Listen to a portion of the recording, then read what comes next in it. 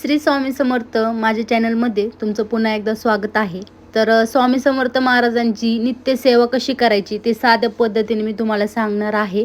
तर व्हिडिओ शेवटपर्यंत नक्की बघा। ज्यांनी कोणी चॅनलला सबस्क्राइब केलं नसेल त्यांनी आधी चॅनलला सबस्क्राइब करा, लाईक करा, शेअर करा आणि तुमचा सपोर्ट कायम असाच राहू द्या।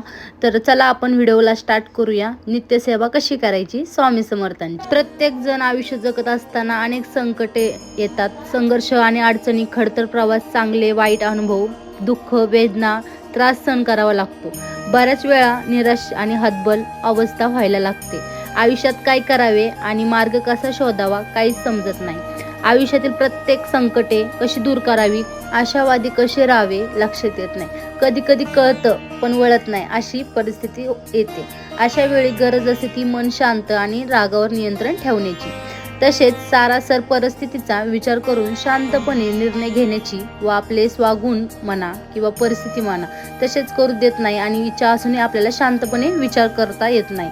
करोडो लोकसंख्येच्या या गर्दीत सगळेच कोणत्या ना कोणत्या प्रकारच्या अडचणीला सामोरे जात आहे आणि आयुष्य सरेपर्यंत तर जाणारच आहे याचा विचार आपण करतच नाही। दुःखात सगळेच विसरून जातो। तर मग अशा वेळी काय करावे, तर सरळ आपले श्रद्धास्थान असलेले दैवत व कोणतेही असेल, गणपती बाप्पा, भगवान शंकर, भगवान विष्णू, देवी लक्ष्मी, श्री गजानन महाराज, असे कोणते पण असो, तर त्यांच्या चरणाशी बसावं आणि आपले डोळे मिटून त्यांचे नाव घ्यावे। बस इतकेच करायचे आहे। आपण सगळेच परमेश्वर, देवी शक्ती आहे हे मानतो।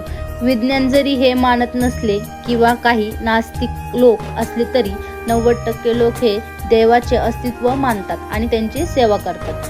करोड लोकांचे श्रद्धास्थान असलेले आणि आपण त्यांना नाही तर स्वतः त्यांनीच सेवा करून घेण्यासाठी आपली निवड केली आहे असे मानले जाणाऱ्या आणि हक्केला धावून येणारच हा विश्वास, तसेच खात्री असलेल्या, अत्यंत साध्या पद्धतीने प्रसन्न होणाऱ्या, जो अनादी काळापासून आहे आणि अनादी आहे। करोडो भक्तांचे श्रद्धास्थान म्हणजे श्री स्वामी समर्थ यांची सेवा कशी करायची आणि काय करावी हे आपण बघूया। तसेच सेवा करून कोणत्याही अडचणी उपाय कसा मिळवावा हे पण बघूया। तर नित्य सेवा म्हणजे काय, तर ते सांगते। नित्य सेवा म्हणजे रोज केली जाणारी सेवा किंवा पूजा।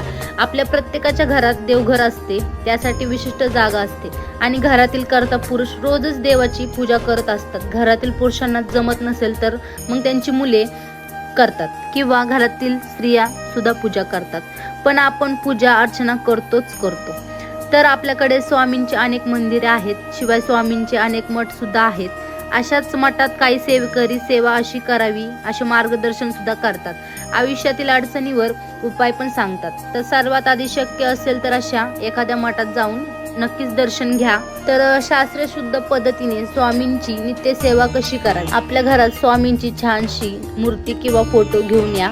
मूर्ती पूजा करताना एक फूल वा, शक्यतो झेंडूचे असावे किंवा कोणतेही पिवळे फूल असावे। मनातील इच्छा मागा आणि तारक मंत्र आवश्यक ऐका किंवा म्हणा।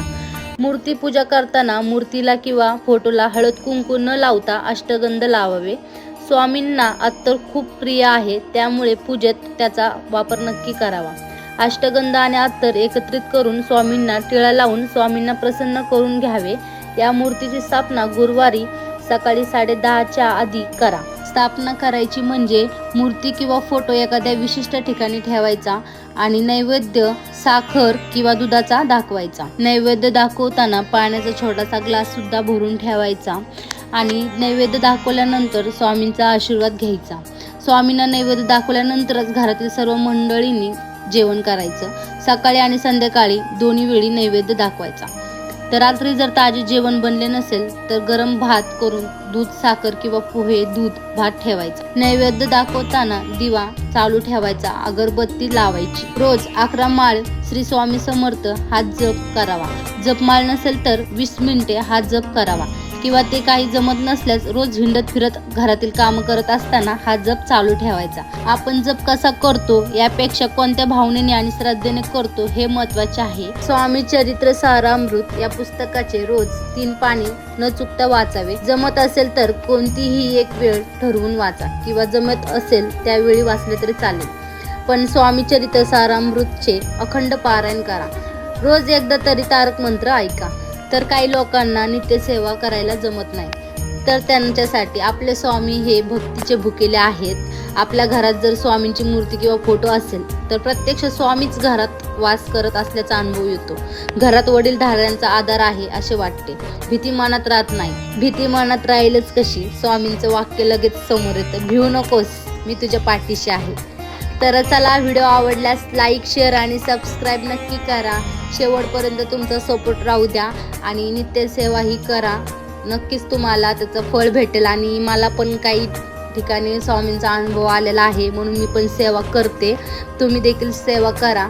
तर आपले स्वामी हे परम दयाळू आणि कृपाळू तर आहेच, शिवाय त्यांना प्रसन्न करून घेण्यासाठी फार काही कडक नियम आणि अटी नाही आहेत। त्यांना साधे सोपे फक्त त्यांचं नाव घेतलं, श्री स्वामी समर्थ मंत्राचा जप केला तरी आपल्याला अनुभूती आणि प्रचिती ही भेटतेच। तर व्हिडिओ आवडल्यास लाईक, शेअर आणि सबस्क्राईब नक्की करा। धन्यवाद।